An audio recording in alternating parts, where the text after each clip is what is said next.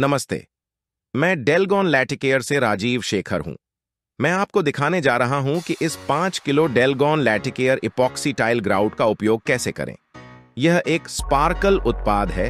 यह sparkle filler powder है जो टाइलों के बीच में रखे जाने पर सितारों की तरह चमकेगा। इस पूरी बाल्टी का वजन लगभग 5 किलोग्राम है। यह रेजन और हार्डनर है। यह छोटी 415 ग्राम की बोतल हार्डनर है और यह बड़ी 835 ग्राम की बोतल एपॉक्सी रेजन है।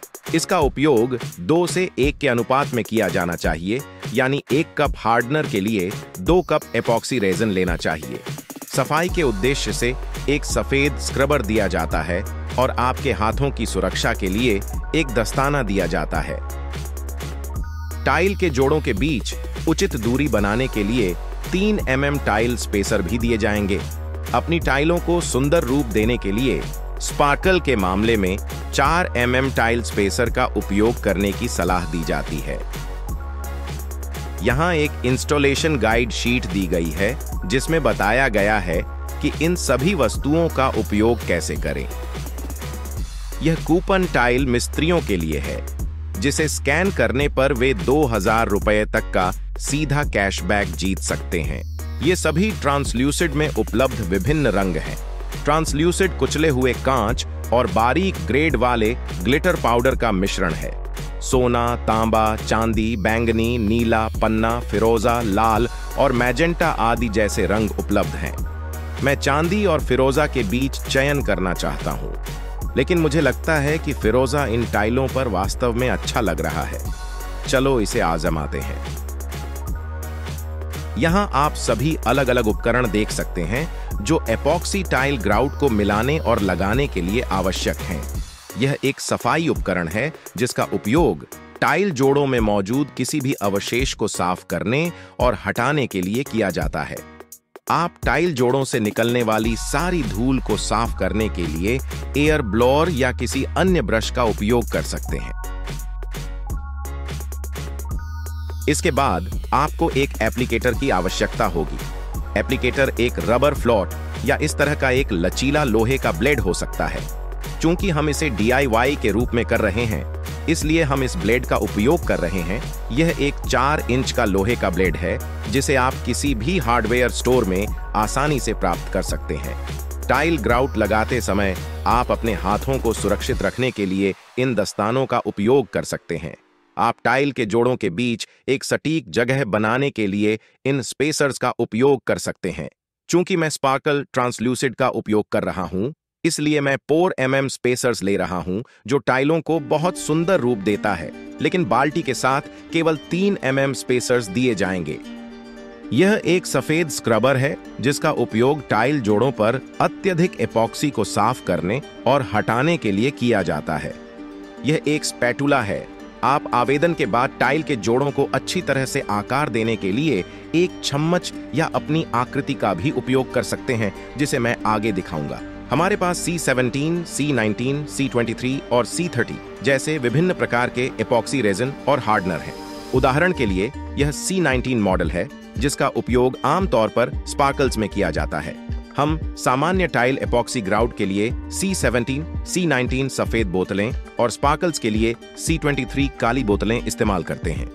C30 का उपयोग स्पार्कल्स के साथ भी किया जाता है, लेकिन इसे लगाने और साफ करने की प्रक्रिया बहुत कठिन होगी क्योंकि यह पानी के साथ प्रतिक्रिया नहीं करेगा।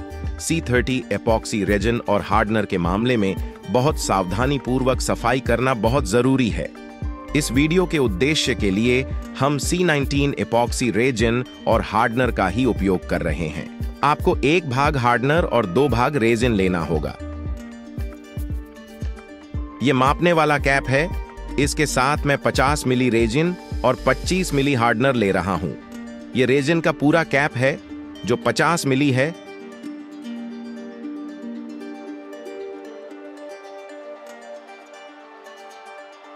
अब मैं इसे टाइल पर डालना चाहता हूं।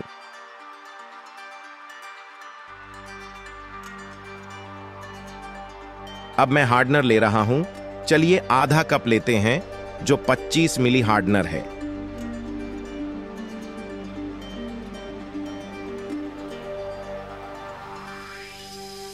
यह कप पर दिए गए निशान के अनुसार ठीक 25 मिली है।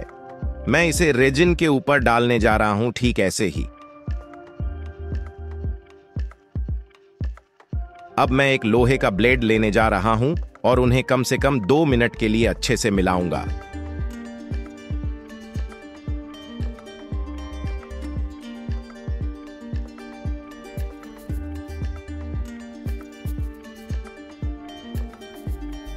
रेजिन और हार्डनर को अच्छे से मिलाने के बाद अब अपनी आवश्यकता के अनुसार फिलर पाउडर डालें।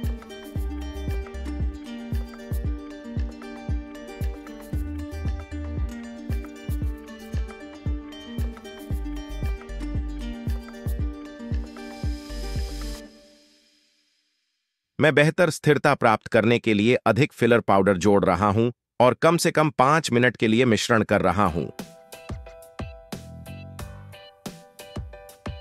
सुनिश्चित करें कि यह पेस्ट जैसा दिखता है।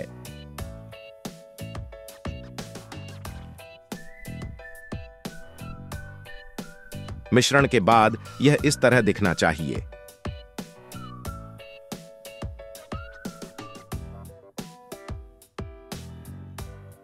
अब एप्लीकेटर पर एपॉक्सी ग्राउट की थोड़ी मात्रा लें। एप्लीकेटर को टाइल के जोड़ पर लंबवत रखें और मिश्रित एपॉक्सी ग्राउट को टाइल के जोड़ में दबाएं। सुनिश्चित करें कि टाइल के जोड़ की पूरी गहराई भर गई है। एप्लीकेटर का इस्तेमाल अपनी सुविधा के अनुसार करें। मैंने छोटे क्षेत्रों तक पहुंचने और उन्हें लक्षित करने के लिए 2 इंच के लोहे के ब्लेड का इस्तेमाल किया है।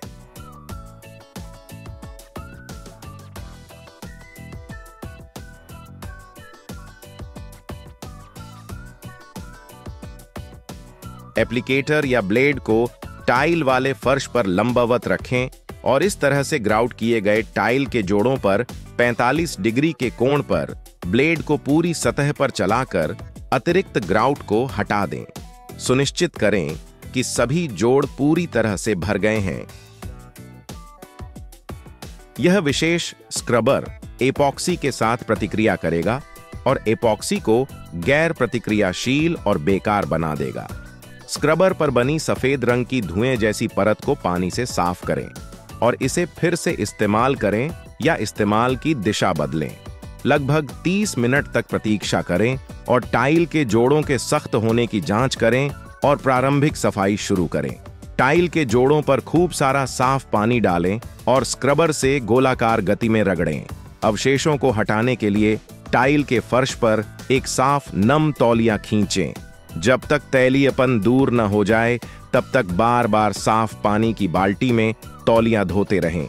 लगभग 2 घंटे तक प्रतीक्षा करें, जोड़ सख्त हो जाएंगे।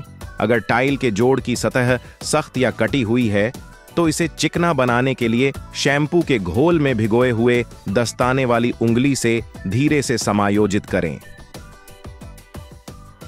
अंत में एपॉक्सी धुंध से छुटकारा पाने के लिए ग्राउटिंग के लगभग 18 घंटे बाद सतह को पानी और शैम्पू के घोल से साफ करें। 24 घंटे बाद यह इस तरह दिखता है। कम से कम पहले 18 घंटों तक धूल के संपर्क से बचने के लिए ग्राउटेड टाइल की सतह को प्लास्टिक शीट से ढक दें। 24 घंटे के बाद हल्के पैदल यातायात के लिए और 72 घंटे के बाद भारी पैदल यातायात के लिए खोलें।